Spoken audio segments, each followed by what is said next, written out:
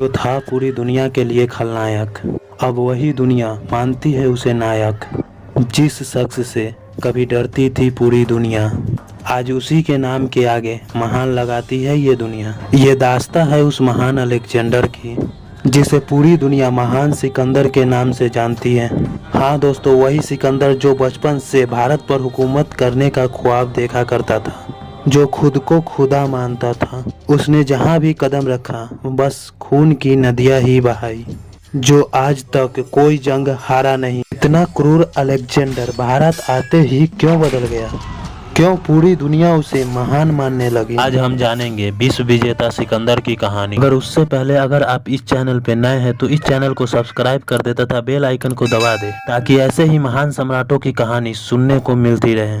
दोस्तों, ये कहानी है 359 BC, जब मैसेडोनिया का शासक फिलिप द्वितीय बनता है। कुछ समय बाद मैसेडोनिया के पड़ोसी राज्य एपिरूस के राजकुमारी से विवाह करता है, जबरदस्ती, क्योंकि फिलिप द्वितीय एपिरूस राज्य को जीत लेता है और एपिरूस के राजकुमारी में ओलंपिया को मैसेडोनिया ले आता है और उससे विवाह कर लेता है। मगर ओलंपिया इस विवाह से खुश नहीं होती है। फिर भी फिलिप द्वितीय ओलंपिया के साथ जबरदस्ती संबंध बनाने की कोशिश करता है। के कारण ओलंपिया मैसेडोनिया, जिसको अपना गॉड मानती है, उस गॉड ज्यूस के पास जाती है और गॉड ज्यूस से कहती है कि मुझे आपका ही पुत्र चाहिए। ना कहते ही ओलंपिया की चारों ओर सांपों का भीड़ लग जाती है और एक जोर सी बिजली कड़कती है और उसके बाद ओलंपिया गर्भवती हो जाती है। दोस्तों, कहा जाता है कि ओलंपिया एक चुड़ैल थी, जिसके कारण सांपों भी उसका कुछ नहीं बिगाड़ पाती थी। मगर ये बात कितना सत्य है ये मुझे नहीं मालूम। ओलंपिया फिलिप द्वितीय की चौथी पत्नी थी। दोस्तों, कुछ समय बीतने के बाद जन्म होता है उस महान अलेक्जेंडर की। दोस्तों, अलेक्जेंडर का जन्म ओलंपिया के गर्भ से होता है और उनके पिता का नाम फिलिप द्वितीय होता है। पर सिकंदर की माँ ओलंपिया सिकंदर को भगवान ज्यूस का पुत्र मानती है, जिसके कारण आगे चल के सिकंदर खुद को खुदा मानने लगता है। दोस्तों, महान सिकंदर का जन्म 356 ईसा पूर्व में मैसेडोनिया के पेले नामक शहर में होता है। दोस्तों, ओलंपिया भारत पर हुकूमत करने का ख्वाब सिकंदर को बचपन से ही दिखाती रहती है, पर ओलंपिया को कहाँ पता था कि जिस भारत का ख्वाब जीतने का दिखा रही है अपने पुत्र को, उस भारत की रक्षा के लिए पहले ही कोई जन्म ले चुका है।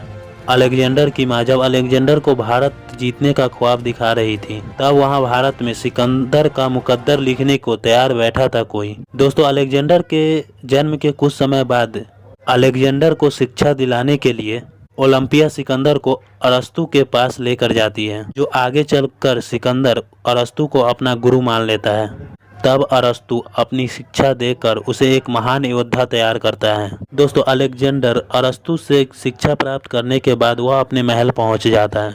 दोस्तों, मैसेडोनिया में एक व्यापारी एक जंगली घोड़े को लेकर आता है। ये ऐसा घोड़ा था जिसे आज तक कोई काबू नहीं कर पाया। इस घोड़े को देख फिलिप द्वितीय व्यापारी से कहता है कि इस घोड़े को महल में लेकर आओ, पर व्यापारी फिलिप द्वितीय से कहता है कि इस घोड़े को आज तक कोई काबू नहीं कर पाया। तभी फिलिप द्वितीय कहता है कि इसे महल लेकर आओ, इसे तो मेरे सैनिक ही काबू में कर लेंगे। फिलिप द्वितीय इस सैनिकों से इस घोड़े को काबू करने के लिए कहता है, पर इसके कोई भी सैनिक इस घोड़े को काबू में नहीं कर पाता है। तभी फिलिप द्वितीय उतरता है और खुद इस घोड़े को काबू में करने की कोशिश करता है, मगर फिलिप द्वितीय भी असफल रहता है। तब फिलिप द्वितीय गुस्से में कहता है कि ले जाओ इस पागल घोड़े को। तभी उसका पुत्र अलेक्जेंडर कहता है कि इस घोड़े को मुझे काबू करने का मौका दिया जाए।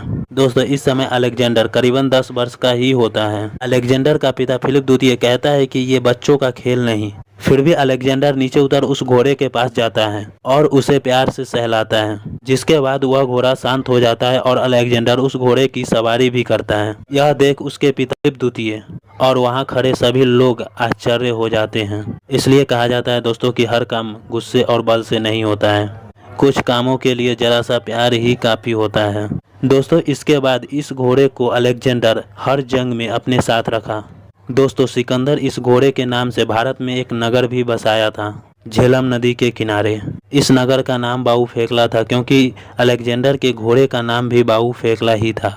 दोस्तों, कुछ समय बीतने के बाद जब अलेक्जेंडर करीबन 16 वर्ष के होते हैं, समय उनके पिता फिलिप द्वितीय की हत्या कर दी जाती है। उसके बाद महज 16 वर्ष की एज में अलेक्जेंडर मैसेडोनिया का शासक बनता है।